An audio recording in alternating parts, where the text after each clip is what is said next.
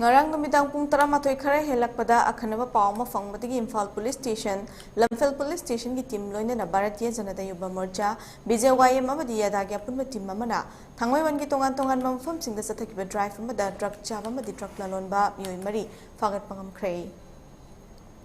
Hari papun bagi tim masih nangarang numitang Thangmeiband Thangmeiband hizam lekai dalaiba salam Andrew ki yumda thiba homa ki thabak chathakhi maduda heroin powder case saragani thoi brown sugar haplam bagi ahang bottle ama amasung brown sugar hapa ha bottle ama fangma ngamkhe Andrew na haidurok pagi matung ina Thangmeiband lorang purel lekai dalaiba yumnam khelemba masung mahaki manau nupa Dennis fagat pangamkhe makoi ani ki kadagi brown sugar haplam bagi vial ke ama fangma ngamkhe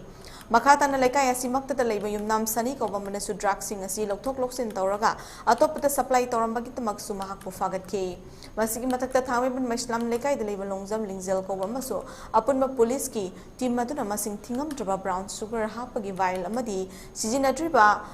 athanba brown sugar vial chani hen baga loinara syringe amasung WY tablets kaya amaso fagat pangam ki hari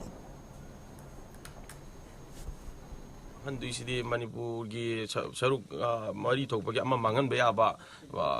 keno yaure ni sanga tani masti se yam chawba khoi gi drug ki kem mo so khoi thuai ba phangjare amadi sida natana hajik mafam khara dasu koi source khara dagi jaga jaga da changsela tori ngasi chawrangna mafam ahungumba nei ra matung da khwai dagi chawna koi gi head keno ori ba headquarter oi ba hai tare swai jaga sigi ori ba mafam je koi phaba phangjabani masi tasengna hai taragadi अखोई भारतीय जनता युवा मोर्चा की दी अचौबा mission नमनी मरमदी अखोई की नहासिंग मयाम से हजिकती you थकपगी चांग से हंदग्रे you की मौत हजिकती number 4 अयामना पप तौबा कापा न चिंगबसी तौरे अदो हजिक लेहौरिबा मयाम नहासिंग मयाम से लोइने निसागी इपाक्तगी कनब नतना अतोप उपाय अमता ले